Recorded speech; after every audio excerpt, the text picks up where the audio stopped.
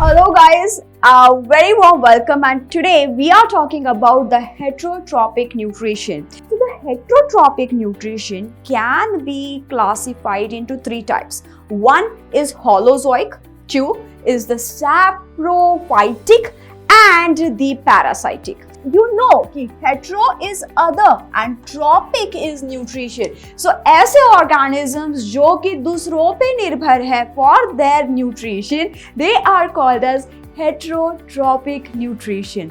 ठीक है, तो holozoic nutrition मतलब क्या? ऐसे animals जो food को completely मुंह में ले सकते हैं. saprophytic.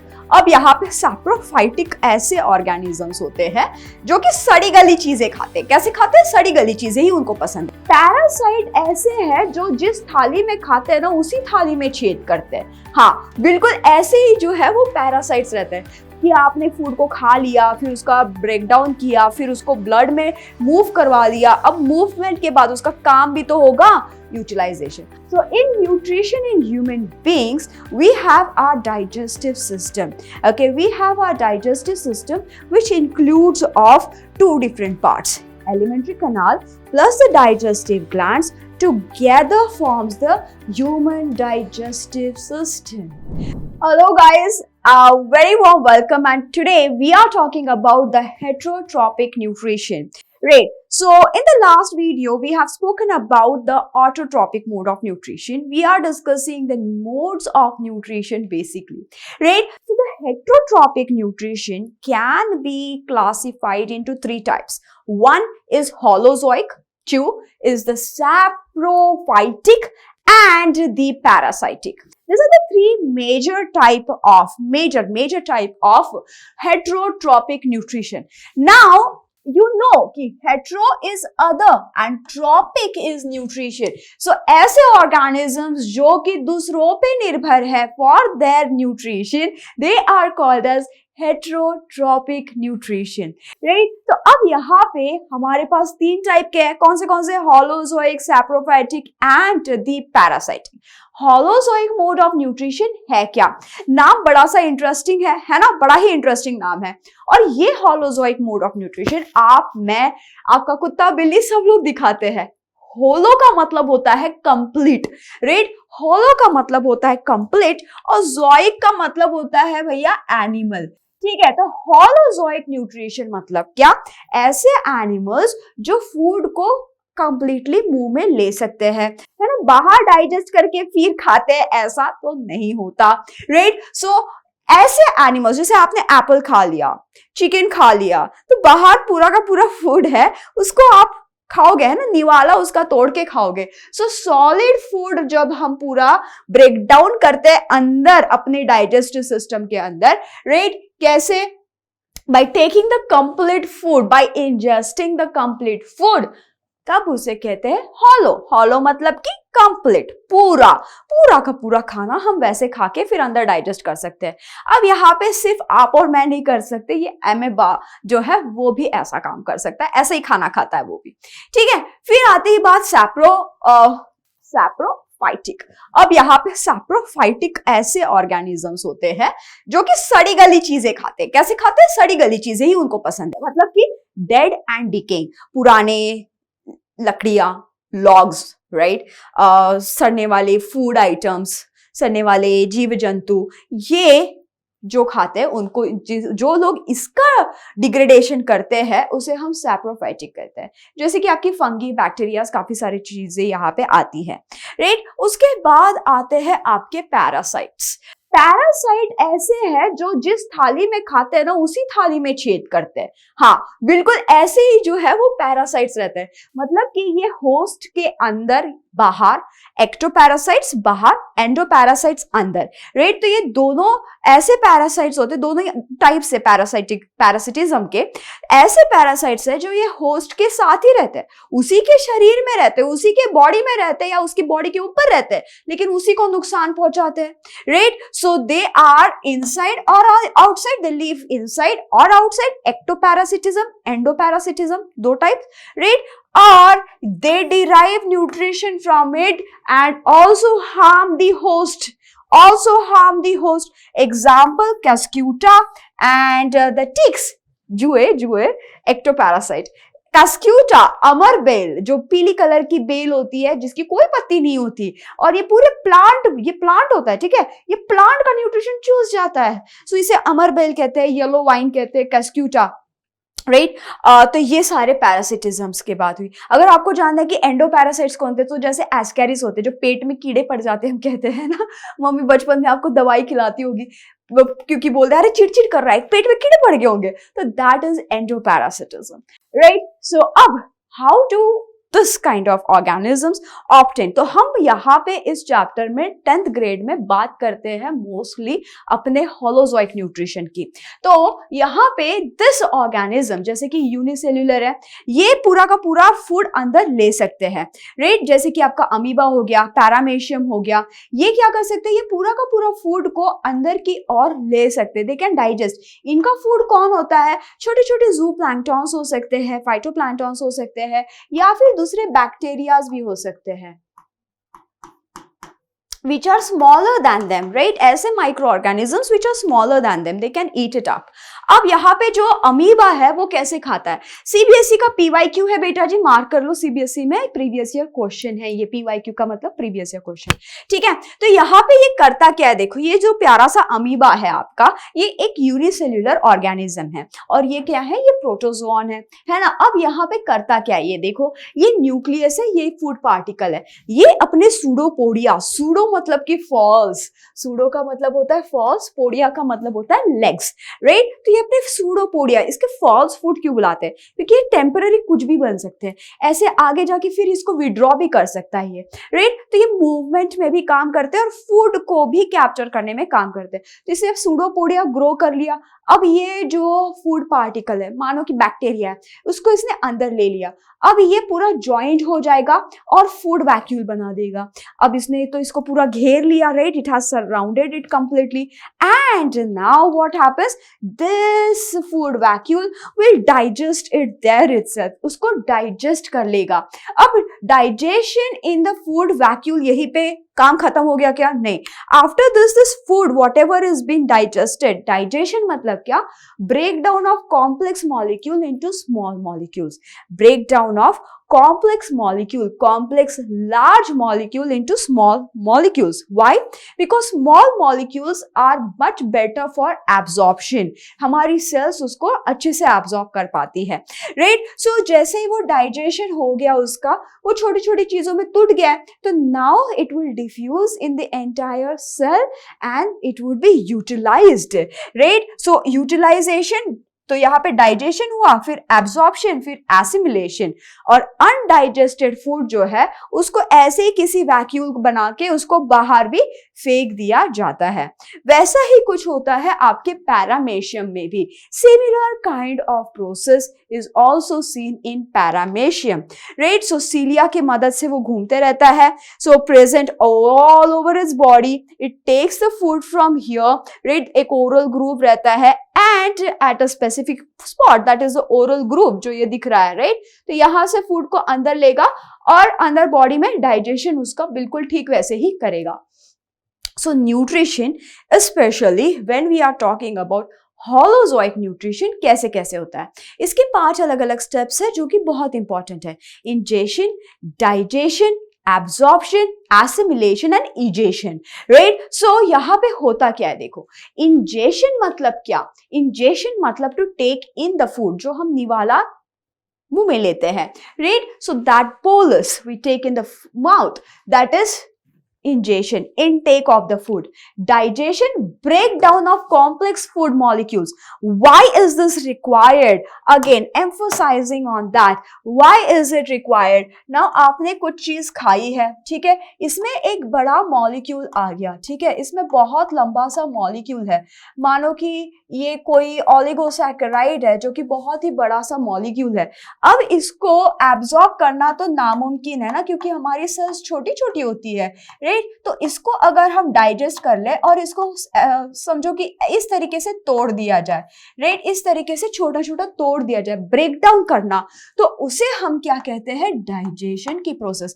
अब ये एब्जॉर्प्शन जो है वो आराम से हो जाएगा और ये चीज हमारी सेल के अंदर भी आराम से पहुंच जाएगी, right. That is why break down of complex molecule, ये क्या था, कॉम्प्लेक्स मॉलिक्यूल था। इसको हमने कैसे तोड़ा, इसको हमने सिंपल मॉलिक्यूल में तोड़ा, इसको हमने क्या बनाया, सिंपल मॉलिक्यूल बना दिया, राइट। तो अब ये एब्जॉर्प्शन के लिए बिल्कुल रेडी है, राइट। तो अब क्या होगा, अब ये एब्जॉर्ब किया जाएगा। कहां पे एब्जॉर्ब किया जाएगा, ये सारी चीजें हो रही है आपकी स्मॉल इंटेस्टाइन SI में, राइट, और ये एब्जॉर्ब होगा आपकी ब्लड में, राइट। एब्जॉर्प्शन कहां पे होगा, ब्लड में होगा, ब्लड में होगा, जो हर एक सेल तक इस मटेरियल को पहुंचाने का काम करेगा।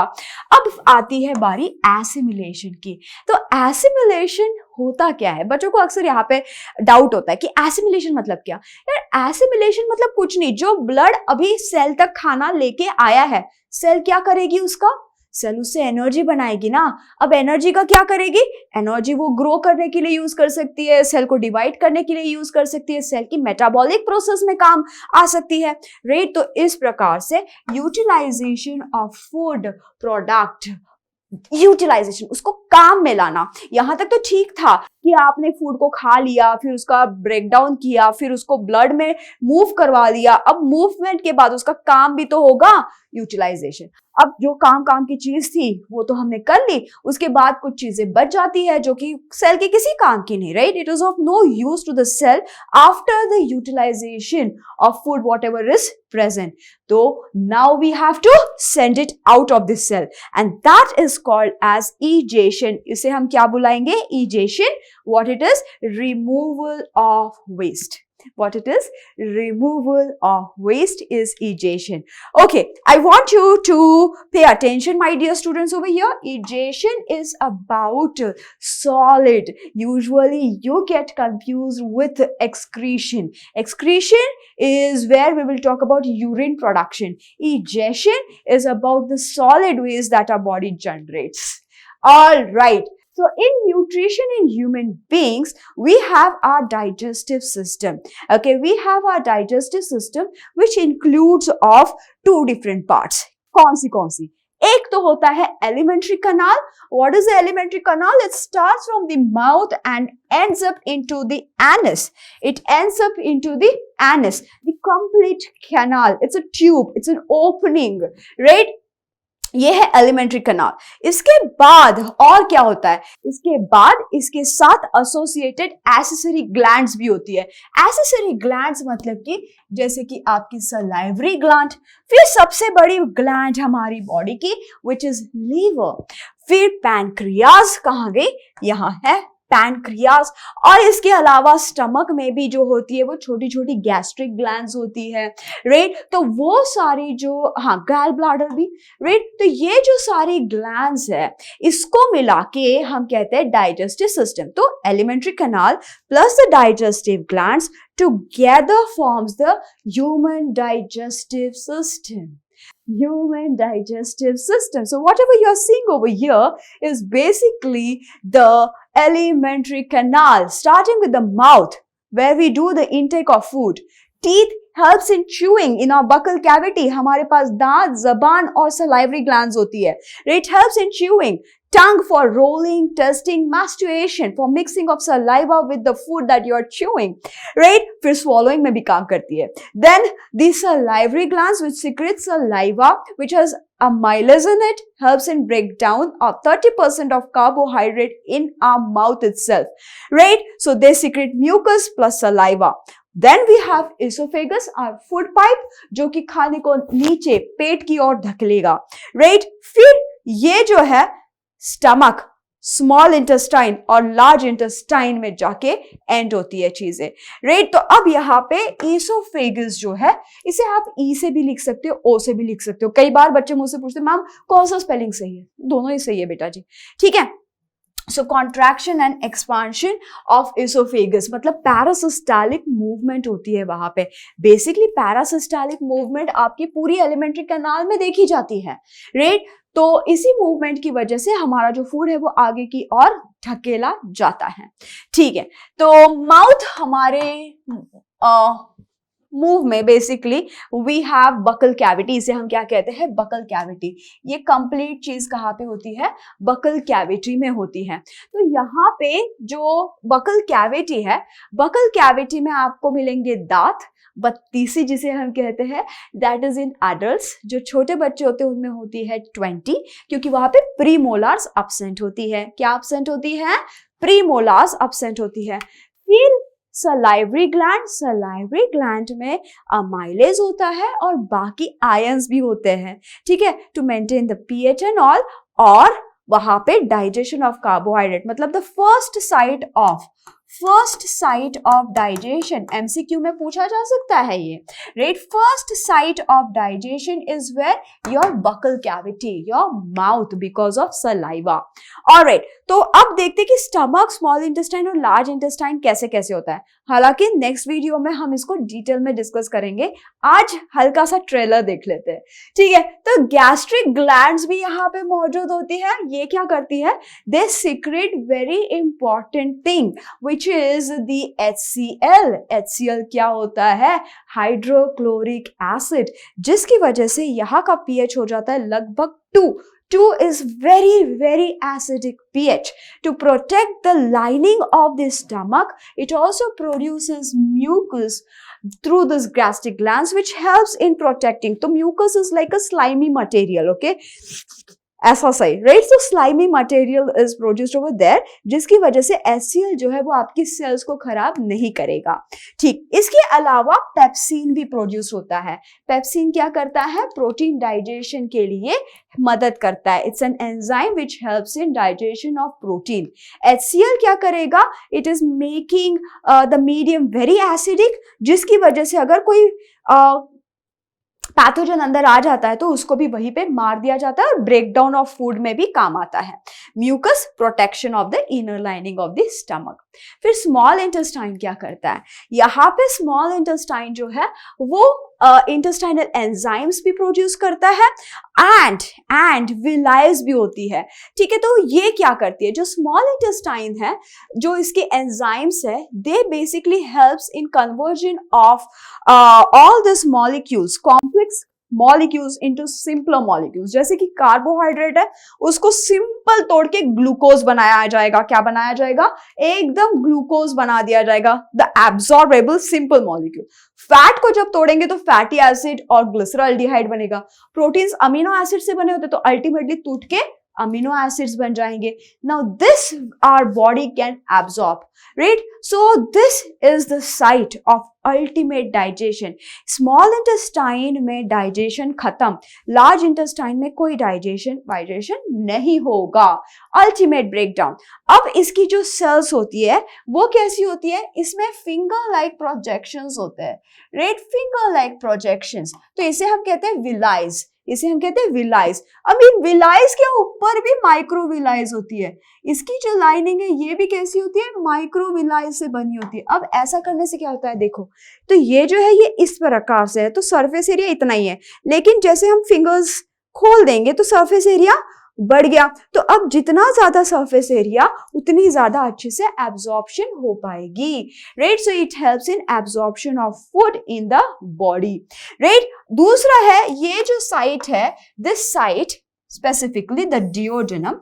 इसके 3 पार्ट है ना, डिओडेनम, इलियम एंड जिजिनम, ठीक है। तो अब ये जो पार्ट है ये कैसे है, तो ये भी जो डिओडेनम है ये बेसिकली रिसीविंग साइट होती है। तो आपके जो लीवर, गाल ब्लैडर में बाइल डालेगा वो भी यहीं पे आएगा, पैनक्रियास से जो जूसेस आएंगे वो भी यहीं पे आएंगे, है ना। तो ये सारे जूसेस जो है, pancreatic juices like trypsin and the lipase, ये भी यहीं पे आएंगे। Trypsin for protein digestion, lipase for lipid digestion, that is your fat digestion, bile for emulsification of fat, that means mechanical breakdown, बड़ा सा molecule of fat को fat का अगर ये मॉलिक्यूल है तो इसको अगर हम छोटी छोटी छोटी छोटी मॉलिक्यूल्स में तोड़ देंगे तो इसे हम कहते हैं इमल्सिफिकेशन, मिक्सिंग जिसे हम कहते हैं, right? So emulsification of fat molecule that is done by bile. Bile is kind of a salt. अब लार्ज इंटेस्टाइन में क्या होता है? Large intestine is the last site of our digestive system, you can say, and it actually does only absorption of water, right? So the rest of the material which is not been digested is removed via anus. तो यहाँ पे आपको एक colon, इसे हम colon कहते हैं, right? तो यहाँ पे आपको एक असेंडिंग कोलन, ट्रांसवर्स कोलन और डिसेंडिंग कोलन मिलेगा, है ना? असेंडिंग कोलन, ट्रांसवर्स कोलन और डिसेंडिंग कोलन. इसके बाद इसे हम कहते हैं सिग्मोइडल कॉइल, सिग्मोइडल कोलन, और ये होता है रेक्टम, राइट? इसे हम कहते हैं sigmoidal because of the shape, nothing else. And इसे हम कहते हैं रेक्टम, जहां पे टेम्पररी इसे स्टोर कर दिया जाएगा. एंड फिर आखिरी में होती है एनस, जहां से ये बाहर निकाल दिया जाएगा, राइट? एनस से ये इसको undigested food we will throw it out. Now that's all for this. In the next class, we will talk about in detail about human digestive system को और अच्छे से जानेंगे एक एक चीज.